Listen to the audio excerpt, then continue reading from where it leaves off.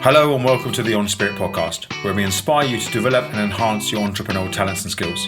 This series is packed full of information, tips and interviews that help you change and find the edge in your game.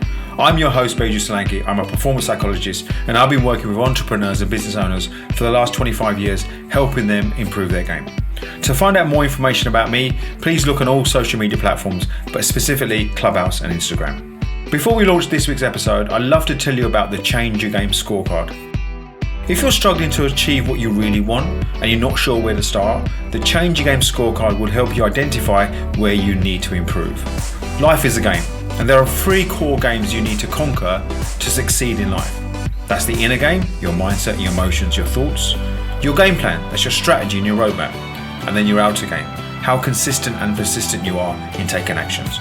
The Change Your Game scorecard will help you identify how strong you are in each of those games. Please visit changeyourgamescorecard.com for more information and get your report today.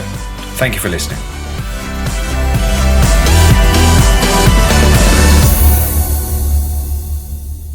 Hey, welcome to the next podcast. My name is Beju Solanki, and today I'm going to talk about luck. Can you make your own luck? How can you be lucky? Is there some truth in it? Do you find some people are more lucky than others? Would you regard yourself as a lucky individual or an unlucky individual? I'm going to talk about some aspects around luck, about how you actually can make your own luck. And there's a certain mindset that lucky people have that unlucky people don't have. And I'm going to draw upon a few studies and some quotes. We've all heard that quote. Gary Player, the golf player, said, the harder I work, the luckier I get. Is there any truth in that? Is it just because, but we all know lots of people who work really hard who would regard themselves as not lucky. So how does that stand up? I want to quote a study by Professor Wiseman. He works at the University of Hertfordshire, and he did a study over 10 years, just understanding whether there are certain things that lucky people do or have a certain mindset at that maybe unlucky people don't do. So what he did, he reached out to ordinary folk and he said, look, if you regard yourself as, I'm looking for people who are self-proclaimed lucky and unlucky people. So he reached out to a number of people. So, right, would you regard yourself as lucky or unlucky? So he put these people into 2 different categories. So I don't know, you had 100 lucky and 100 unlucky people. And then over a 10-year period, he did a number of experiments just to see whether there is some correlation between person who believes they're lucky getting more luck and someone who believes they're unlucky being unlucky. And one such experiment he did was this, whereby he asked people to look in a newspaper at a certain period of time and just to count the number of pictures in this newspaper. Now, what he also did in this newspaper, he put an advert out there, and the advert in this paper, for those who are watching this on the video podcast, I refer this in my book, Change Your Game. So if you're listening in the podcast, I talk about this experiment in my book, Change Your Game. And what he did was he went out and he said to people, look for, in this newspaper, count a number of photos. But what he also did is this, he put an advert in this same paper, and the advert said, tell the experimenter you have seen this to win $250. So the very same people that he asked to go and look, so they knew as an experiment to count the number of photos in this newspaper. He put an advert there saying, talking to those people, the people who regard themselves as lucky and unlucky, talking to those people, and he said, the advert said, tell the experimenter that you've seen this advert to claim your $250. And what he found was that the lucky people spotted that advert more than the unlucky people. There was a significant correlation that the self-proclaimed lucky people saw that advert more than the unlucky people. Now, coincidence, a certain mindset. Does that mean a lucky person looks for opportunities? Make your own mind up around that. But what he did conclude is this, and I quote, unlucky people are generally tenser than lucky people. And this anxiety disrupts their ability to notice the unexpected.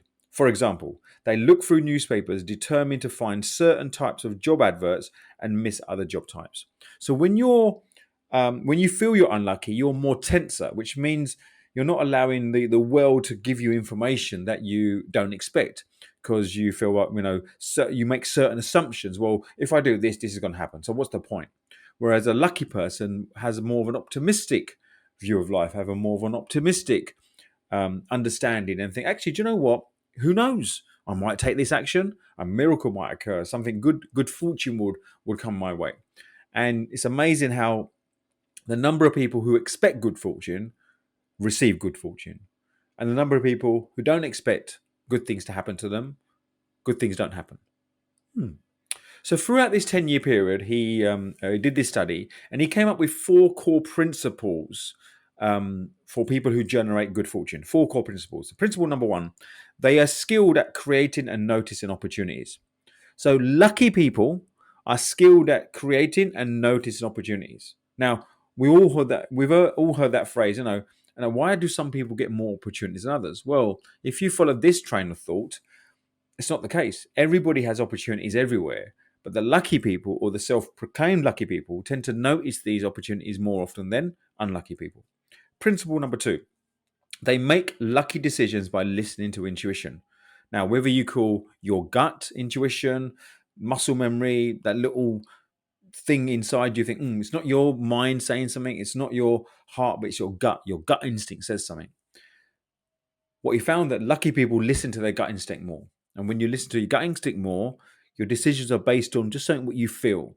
It might not be based on any evidence. It might not be based on any thing that you see, but based on your intuition. So lucky people make decisions based on the intuition. Principle number 4, they create self-fulfilling prophecies via positive expectations.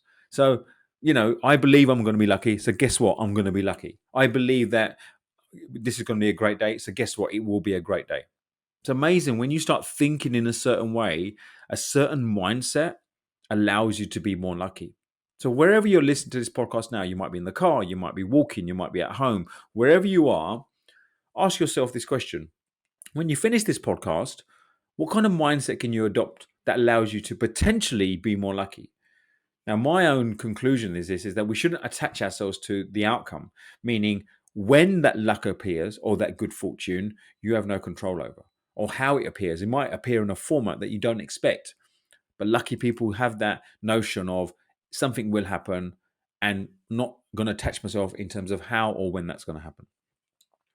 So principle number 4, they adopt a resilient attitude to transform bad luck into good.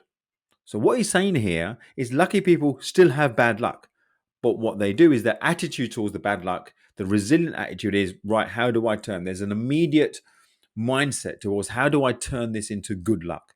What can I see the good in this? Is there a learning? Is there an opportunity to step back to reassess?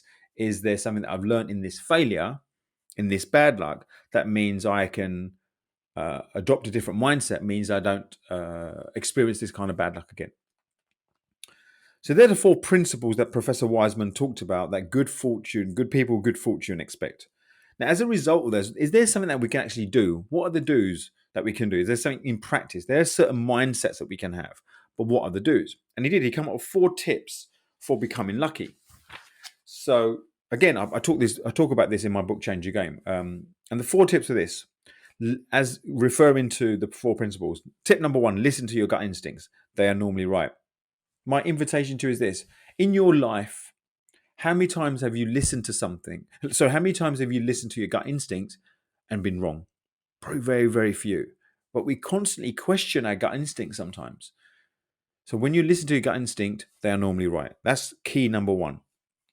Tip number 2, be open to new experiences and breaking out of your normal routine. Look, I'm one for routine. I'm one for structure. If you know anything about my life and what I do, I'm very, I have this thing about timekeeping. I have this thing about making sure there's structure, but I'm also very open to new opportunities. I like to try different things.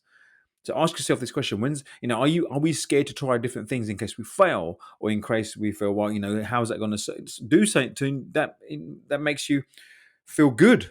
It might not be a business thing or something that has a need, but a want. So be open to new experiences. Tip number 3, spend a few moments each day thinking about all the things that have gone well. So it's a bit of practicing gratitude, if you like. Do you practice gratitude in a very practical way? What did go well? Yeah, you're going to be thankful for things in your life, the people in your life, and the opportunities you have. but there's always things that you can be more thankful for. Think about what has gone well. Even if you had the worst day, what did go well? Did you have the awareness that knowing it's a bad day and allowing yourself to take some time out? That's a good thing that could happen on a bad day. Tip number 4, visualize yourself being lucky when you're preparing for an important meeting. So visualize, actually think into the thing that you want to create. So visualize the good outcome. Visualize when you're having a conversation with someone, they actually saying what you expect them to say. Visualize the fact that they are responding the way that you expect. Visualize that when you take a new task on or you do a new adventure, that you're going to actually get the outcome you want. So there are some things to how to be lucky. Have a look at my book, Change Your Game. I talk about this in a chapter called Be Lucky. And ask yourself this question.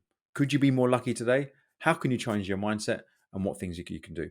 I hope you enjoyed today's podcast. I look forward to serving you in the future. Take care. Thank you for listening. To find out more about myself or the Change Your Game scorecard, you can visit changeyourgamescorecard.com, where you can find out how strong your game is and get a full detailed report. Also, if you found this episode useful, please do leave a rating or a review in iTunes to help others discover it too. Until the next time, my name is Beju Slanky.